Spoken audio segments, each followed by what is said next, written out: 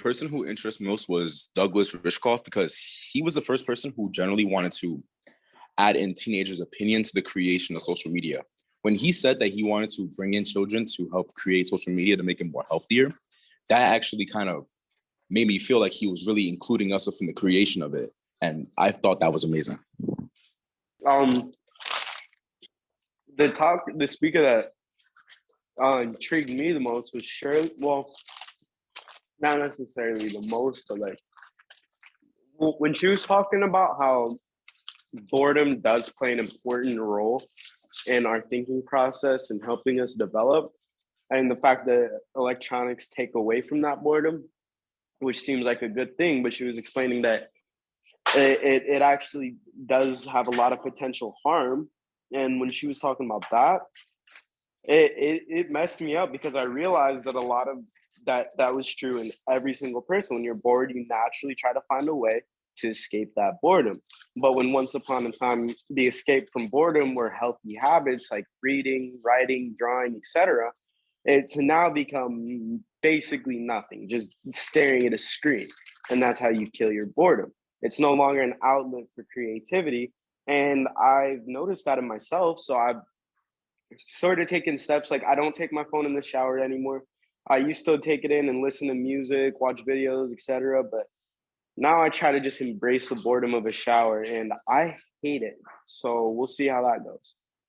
Cool. That made me think the most was when somebody said, like, after 7 minutes of having a conversation, when things really start to get interesting, they like retreat to their phones. And like, that made me think the most, because like I said, there's like, it made me think about what factors play into that.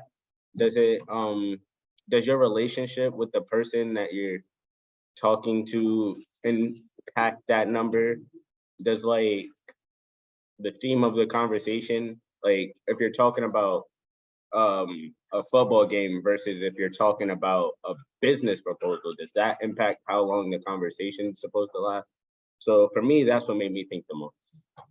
What really stuck out to me was Julie, was the way she said, why must teens come up with the solution? Why can't us adults come up with the solution? Why can't we be self-aware for ourselves and stop throwing it on teenagers?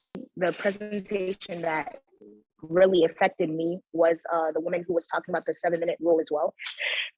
Not just the 7-minute rule, but when she was talking about how like social media allows you to be perfect, and like what Marcus was talking about, he would go on social media to escape boredom. I think social media is used as a place to just escape, period, which I agree with her on there. Like, she was talking about how like face-to-face conversations allows you to mess up and think about what you have to say. Meanwhile, on social media, you can pretend to be whatever you want. And I think her presentation really talked about people pretending, including the 7-minute rule. Since it didn't intrigue her, she decided to pull out her phone. So I thought that was very interesting. Okay, so for me, I think it was definitely Avalon, because I realized that at such a, not like a completely young age, but like closer to our age, how she's a college junior, and she was talking about how like teens and adults were going to be able to like collaborate through social media, and like we're going to be able to improve as a society. And I just like really thought it was really powerful, because at such a young age, thinking of those ideas and those aspirations when it comes to like the future, it's like really big, especially for someone my age, because you already know that all the children and like of the previous and future generations are going to be like where we stand in the world in the next few years. So I definitely think it's like, she definitely said some powerful words when it came to her presentation. My name is Ronnie Mayer.